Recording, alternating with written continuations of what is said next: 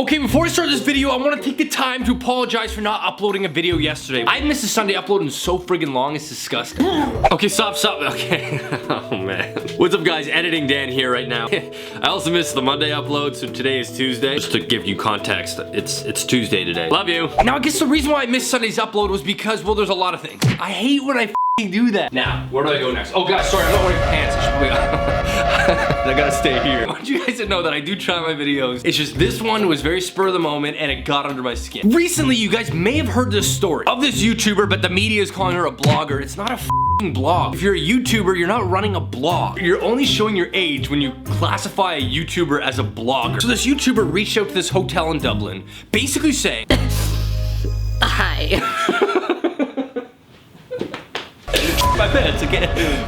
Charlie, you gotta tell me I can't pass this line or they're gonna see my balls. Hey guys, would you guys maybe like to collaborate, and what I'll do for you is I'll promote your hotel and you give me a free room? After she sent that, she got an email sent back from the hotel manager basically saying like, you, no, who's gonna pay my staff? What are you gonna do for me? That's nothing. This is where I felt I needed to say something. It's always fun and super shareable whenever somebody gets roasted on the internet. So the YouTuber's name was Elle Darby. What I'm talking about is getting free stuff. I know so many YouTubers that do this same technique. Now this story is easy to love. You got this hotel manager that's sticking up for his staff saying, no, you millennial, you can't stay here for free because who's gonna pay my staff? Now where I think she went wrong is you don't hit up these boutique hotels. You have to hit up a larger chain like Best Western, Hilton, Marriott. Like these are the ones that can actually afford to give you free rooms. So in the hotel's defense, I can understand that. Promotion from a YouTuber isn't gonna have immediate effects. If she was this big YouTuber, her promotion to your hotel could potentially bring in a lot more business because she stayed here. I know a lot of you guys hate to admit this, but YouTubers are influential. In fact, they're also called influencers. And it's because we have the ability and we have the trust of our audience. So if I go to a hotel and say, hey, this is awesome, I want my audience to know that I'm telling the truth and that they can come here and stay here and have a good time. You see this deer head right here? It's been in a lot of my videos. This was my first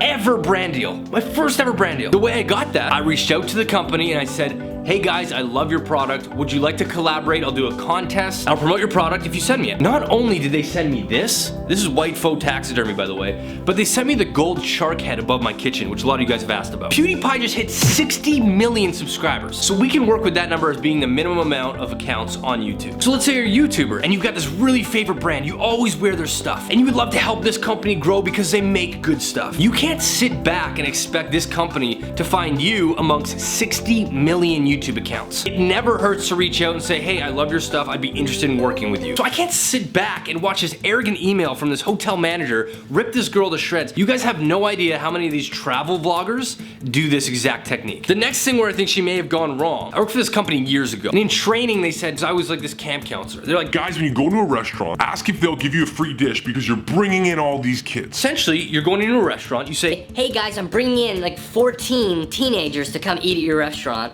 Could you give me a dish for free? Because in return, I'm giving you 15 for one. However, when I did this job in Europe, I only got that offer accepted once. It's not the same as North America. It's a way more, I think, money-driven culture here than it is over there. So in that aspect, I can see why the email was sent. Anyways, guys, it was so frustrating to see the internet like, you got roasted, you got trolled. She didn't get trolled, she just got exposed. If I were to ever go to Dublin, I would not stay in this hotel. Not only did he pigeonhole all vloggers to be like her, but also because this guy isn't open-minded to the potential of what social media can do for his business. She just did what majority of travel YouTubers do. I know happens behind the scenes all the time. As a YouTuber who's met tons of YouTubers, trust me, it happens all the time.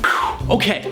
Rant on that is done. This is such like a non-happy video. A week ago, I did this video on making my own merch. I said that all the merch that I made in the video will be going up on eBay and 100% of the proceeds will be going towards mental health initiatives. Well, some dillhole decided to bid on both of them and become the top bidder. Last night when both auctions closed, within less than 1 minute I get an email from eBay saying, the winning bidder has requested to cancel the item. He's tried to cancel them both. He's this teenager which pisses me off, and it pisses me off because this was coming from a good place and it was going to an even better place. I feel that now I want to use the audience that I have to help go towards removing the stigma of mental illness. I'm gonna do a video later on this month about it, but I've been there and it's scary as hell, and I know that if there's something that I really want to stand for or help, it's mental health. And it pisses me off because this high school kid just wanted to get attention. He got my attention in the worst way possible. He had 7 days to remove his bid. He's been in like 4 or 5 bidding wars. This guy keeps bringing it up, not bring it up, but yet he kept it there. So now nobody bought the items. So it hits a soft spot with me. It pisses me off that people would do something so shitty like that.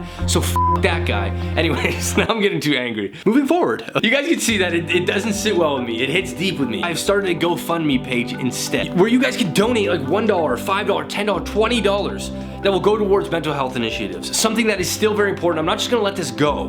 It's something I still wanna push for. So if you guys would like to donate, there is a link in the description down below. It's also my pinned tweet on Twitter right now. Anyways, guys, I know this video wasn't like super fun or like crazy or zany. There will be one coming out on Wednesday. My voice is going right now. Wow. Sorry if this video sucked ass or if it was like super bitter, but it was something that I needed to say. Because so often I see articles and stories get twisted by like immediate emotion. I just kind of felt like I needed to help defend this girl because she didn't deserve the backlash that she was getting. Thank you guys so much for watching. Subscribe to my channel, hit that like button, and I'll see you guys in my next video. See you guys later.